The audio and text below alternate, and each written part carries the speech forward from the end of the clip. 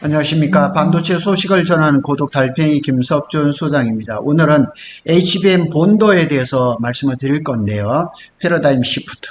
그러니까 TC 본도에서 이제는 하이브리드 본도로 개발 경쟁이 넘어가고 있습니다.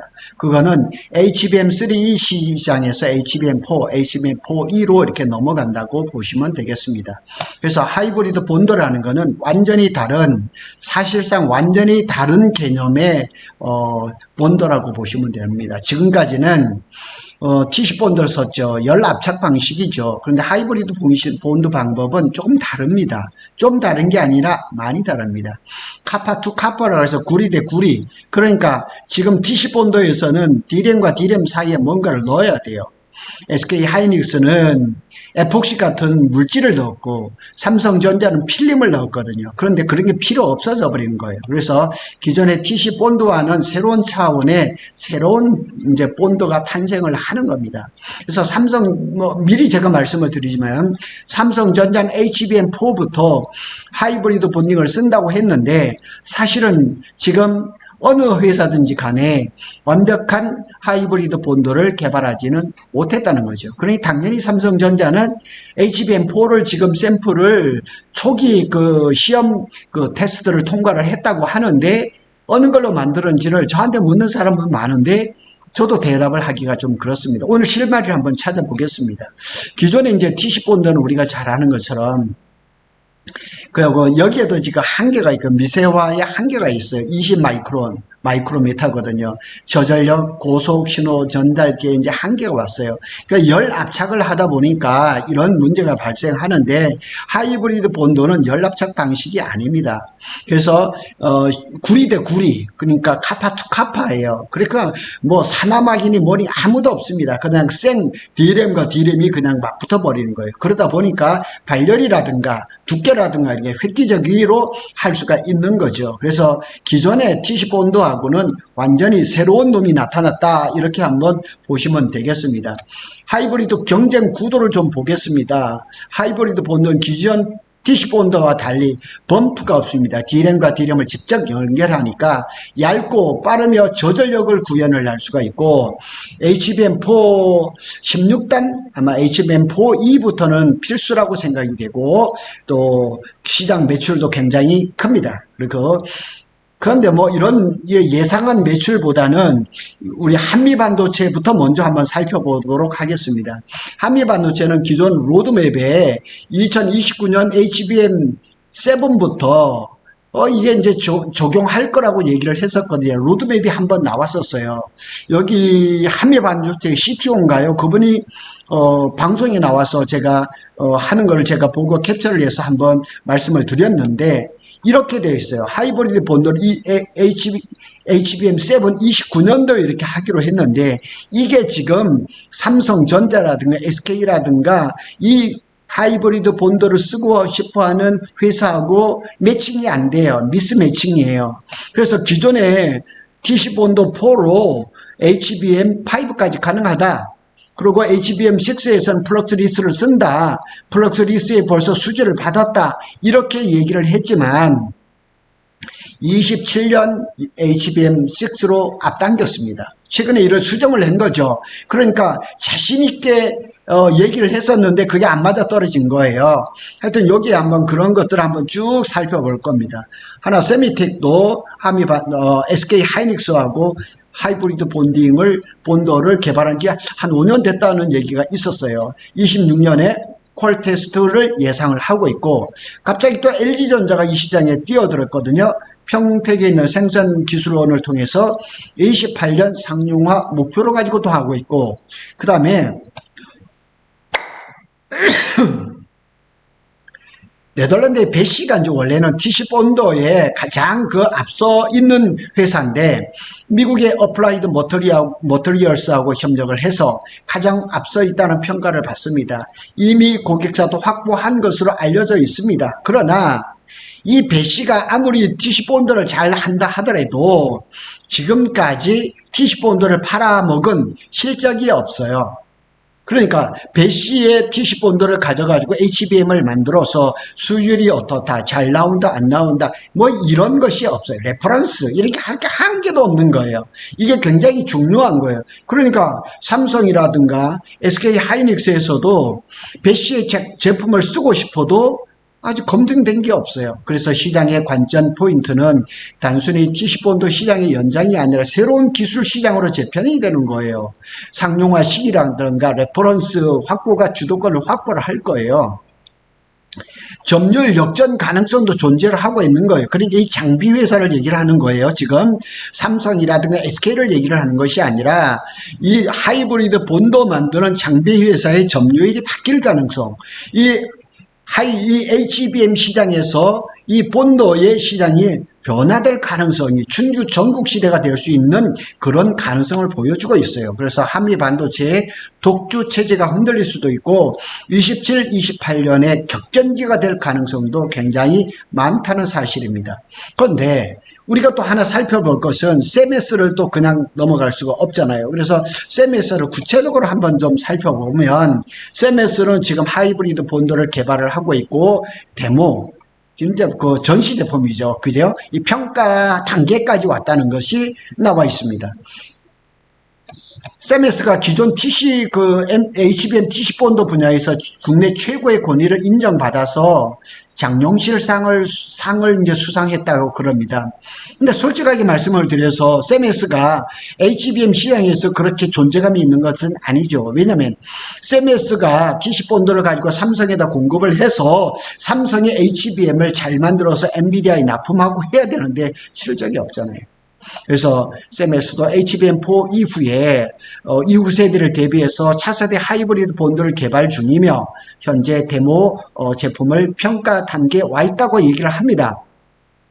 그래서 지금 제품을 이렇게 보면 이런 제품을 지금 TC 본드라고 얘기를 하는데 하이브리드 본드는 아마 이런 모양이 아닐 거예요. 좀 달라질 거란 말이에요. 근데 세메스가 잘 해야죠. 세메스는 잘 알다시피 일본의 그 뭐 싱카와 장비나 이런 것들을 들여와서 모디파이해서 그냥 이렇게 삼성전자에 공급하고 있었는데 사실은 HBM3, HBM3E에서 뭐 그렇게 존재감이 없었던 거죠. 삼성전자 TCNCF 공정 기반에서 발전해서 HBM4 이후에 시장 선도를 하려고 준비를 한다. 지금 저한테 여쭤보시는 분들이 간혹 있습니다. 그래서 삼성전자가 HBM4 샘플을 4월 달에 초기 엔지니어링 샘플을 넣어서 좋은 평가를 받아서 뭐 초기 지금 시험 테스트를 통과를 했다 이렇게 얘기가 나오는데 그럼 과연 어떤 본도로 가지고 했을까? 저는 뭐 언론에 나오는 여러 가지 얘기를 참고 삼아서 한미 반도체의 DC 본도를 가지고 갔다고 이렇게 좀 믿고 있었는데 이 뭐 세메스가 또 장용실 상을 받으면서 하이브리드 본도 이런 걸 준비를 하고 있는 걸 보면 혹시나 또 세메스 그 장비가 들어간 것은 아닌가 이런 생각이 조금 더 있기는 합니다. 그래서 세메스의 이야기는 조금 더 두고 봐야 되지 않겠느냐 하고 생각이 듭니다. 삼성전자, SK 하이닉스, 마이크론이 이제 하이브리드 본도를 언제 쓸 것인가 이것도 한번 봐야죠. 삼성전자는 HBM4에서 하이브리드 본증 계획이었으나 이 계획이 다 흐트러졌죠. 왜냐하면 하이브리드 본도가 없어요. 지금 완성된 게. 그래서 25년에 이제 샘플링을 해서 26년에 이제 HBM 하이브리드 본도를 가지고 HBM4E 16단 이렇게 갈 것으로 예상이 됩니다. 그래서 일부 보도에 따르면 내년 시장에 공급될 HBM4, HBM4E겠죠. 하이브리드 본딩 기술이 적용이 될 것이라고 예상을 하고 있고 SK 하이닉스하고 마이크론은 아직까지 하이브리드 본도를 언제 쓰겠다 이런 얘기는 구체적으로 잘 나오지는 않은데 SK 하이닉스는 그래도 얘기가 조금 나오고 있는 것 같아요. 그래서 HBM4 12단 샘플을 3월에 출하를 했고 25년 11월에 양산 10월이란 얘기도 있고 11월이란 얘기는 있는데 하반기에 양산할 것은 거의 틀림없을 것 같아요. 또 다른 보도에 따르면 7세대 HBM4E에서 하이브리드 본딩을 적용 검토 중이라는 얘기가 나오고 있습니다. 그러나 마이크론은 공식적으로 언급된 하이브리드 본도 시기는 아직까지 나온 건 없습니다. 그리고 현재까지는 DC 본도를 가지고 하고 있는데 한미반도체가 해외 그 고객사로부터 매출이 어마하게 늘어나고 있는데 뻔하잖아요. 마이크론이 한미반도체 DC본도를 지금 싹쓸이를 하고 있는데 한미반도체의 DC본도 4가 지금 HBM6까지도 가능하다고 얘기하기 때문에 아마 기업 입장에서는 급격하게 그 장비를 교체하기보다는 일단은 HBM 뭐 5, 4까지는 6까지는 몰라도 HBM5까지는 마이크론은 한미반도체 DC본도 4로 가지 않을까 이렇게 예상을 해봅니다. 삼성전자는 HBM4E 7세대 16단부터 하이브리드를 적용할 예정이고 SK하이닉스하고 마이크론은 7세대 HBM4 이후에 적용할 가능성이 있고 한미반도체 개발 목표는 27년 말 HBM6부터 하고 양산은 29년 HBM7부터 할 가능성이 있습니다. 그래서 여러 가지 뭐 회사들마다 그 로드맵이 조금 다른 것 같습니다. 그래서 제가 이렇게 또 제목을 달아봤어요. 한미반도체 하이브리드 본도 개발 로드맵이 삼성전자라든가 SK하이닉스 마이크론하고 이 적용 시기가 불일치해요. 안 맞아요. 그래서 이 약간은 오락가락했던 것 같아요. 그런데 이게 조금 수정을 하는 것 같아요. 한미반도체의 하이브리드 본드의 개발 로드맵은 삼성 SK하이닉스하고 달라요. 그래서 HBM4, HBM5 세대의 하이브리드 본디 적용 시기와는 다소 시차가 있는 것은 사실이에요. 그래서 이거를 또 급하게 이렇게 수정했어요. 한미반도체가. 그래서 그걸 한번 살펴보면 27년 말 HBM6부터 하이브리드 본도를 적용을 하겠다 이렇게 얘기를 하고 27년 HBM5용 TC본도 출시. 그러니까 이게 지금 한미반도체가 약간 버벅거리고 있는 것은 사실이에요. 그래서 조금 이제 그 장비 로드맵을 한번 보면 이제 TC본도 4를 발표를 했단 말이에요. 이걸 가지고 HBM6까지 가능하다 이렇게 얘기를 했는데 이게 27년이잖아요. 그런데 삼성전자는 27년에 하이브리드 본도를 적용을 한다고 하거든요. 그래서 약간의 이제 조금 땡겨서 플럭스리스를 조금 땡긴 거예요. 조금 땡기고 하이브리드 본도를 28년, 27년이겠죠. 이게 지금 이 자료가 지금 한미반도체가 약간 오락가락하면서 시장에서 약간의 혼돈이 있는 것은 사실이에요.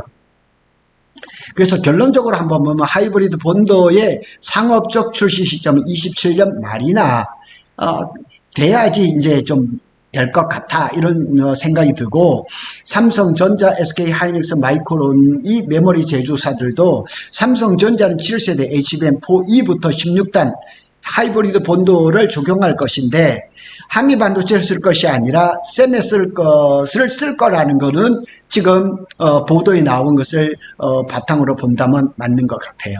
그래서 25년이 아니라 26년도 아마 하반기 정도에는 삼성전자가 HBM4E부터 하이브리드 본도를 쓸 가능성이 많습니다. 그런데 아직까지는 하이브리드 본도에 대해서 아주 구체적으로 설명드리기가 어려워요. 왜냐하면 아직 시장이 성숙되어 있는 것은 아니고 지금 어느 회사든지 내가 완전히 만들었다고 이렇게 발표하는 데는 없습니다. 그런 네덜란드 베시가 이제 하이브리드 본도에 대해서 지금 가장 앞서 있다고 하는데 여기도 약간의 문제가 있는 것은 사실이에요. 그래서 베시는 이 8800이라는 이 이제 모델이 이렇게 나왔는데 칩 투 웨이퍼 그 다음에 이제 요렇게 해가지고 200 마이크로메타 0.2 마이크로메타예요. 요렇게 하는데 요것이 이제 어떤 개념이냐면은 HBM4부터 두께가 0.775 마이크로메타거든요. 그러니까 0.2라 그러면 한 38단까지는 쌓을 수가 있죠. 그렇죠? 이 장비로 한다 그러면. 근데 배시가 앞에도 말씀드렸지만 레퍼런스가 없어요. TC 본도에서 본드다운 본도를 팔아서 어떤 실적이 없어요. 트랙 레코드가 없다는 얘기예요. 근데 과연 지시 본도를 못하던 배시가 하이브리드 본도를 잘할까? 근데 제가 말씀을 드렸잖아요. DC 본도하고 하이브리드 본도는 완전히 다른 제품이라고. 가능할 수도 있죠. 그래서 이제 향후에는 100 나노메타, 0.1 마이크로메타까지 0.1 마이크로메타라 그러면 결국은 77단까지 쌓을 수가 있다는 얘기죠. 굉장한 그런 거죠. 그래서 배시는 25년 2분기 AI 및 고급 패키징 수요 증가로 주문량이 급증했으며 특히 HBM4용 하이브리드 본딩 시스템에 대한 주문도 확보했다고 얘기를 합니다. 어느 회사인지는 밝혀지지가 않고 있죠. 그러나 삼성이나 SK나 마이크론 같은 경우도 지금 섣불리 하이브리드 본도를 적용할 이유는 없어요. 왜냐하면 한미 반도체 말대로 HBM5가 아니라 6까지도 DC본도 4로도 가능하기 때문에 급격하게 장비를 바꿔서 그 위험을, 리스크를 안을 이유가 없는 거죠. 어플라이드 머티리얼스하고도 또 협력을 하고 있고, 뭐 이런 일들이 계속 벌어지고 있습니다. 시장에서 지금 이 개발을 하려고 굉장한 그 일들이 벌어지고 있습니다. 그리고 다른 장비 업체들도 하이브리드 본도를 개발을 하고 있어요. 그래서 그걸 한 번 더 간략하게 살펴보도록 하겠습니다. 네덜란드의 본도 회사 중에서 ASMPT가 있죠. 싱가포르입니다. 싱가포르도 이제 2세대 하이브리드 본도 장비를 상용화 개발이 착실히 진행 중이다. 이렇게 얘기를 하고 있죠. 뭐 ASMPT도 사실은 뭐 DC 본도에서는 존재감이 없었죠. 어플라이드 머티리얼스도 지금 뭐 이렇게 개발한다 그러고 EV 그룹이라는 데서도 지금 준비를 하고 있다 그러고요. 뿐만 아니라 우리가 잘 아는 뭐 도쿄 일렉트론도 지금 준비를 하고 있다 그럽니다. 또 우리가 잘 알지 못하는 SUSS 마이크로 TEC라는 데서도 지금 준비를 하고 있고 뭐 이런 몇 군데서 지금 하고 있습니다. 그러나 우리가 알다시피 TC본도 시장에서 가장 막강한 1인자는 한미반도체죠. 거기에 이제 그 아성을 무너뜨리려고 하나 세미텍이 들어오고 그러는데 배시가 또 틈을 또 미치게 짓고 들어오는 거죠. 그런데 이 하이브리드 본딩은 아직까지는 완성된 그런 단계의 기술은 아닙니다. 아직까지 연구가 더 필요하고 시간적으로 여유가 조금 더 있는 것은 사실입니다. 그래서 삼성전자가 조금 더 공격적으로 나오고 있고 SK 하이닉스는 한미반도체 DC 본드를 가지고 조금 더 써먹으려고 하는 그런 움직임이 있고 마이크론은 아직까지도 더 구체적인 것은 나오지는 않습니다. 그래서 시간을 조금 더 두고 봐야지만 하이브리드 본도의 방향성을 우리가 확인을 할 수가 있을 것 같습니다. 구독 달팽이는 삼성전자와 SK 하이닉스의 반도체 소식을 빠르게 전해드리고 있습니다. 감사합니다.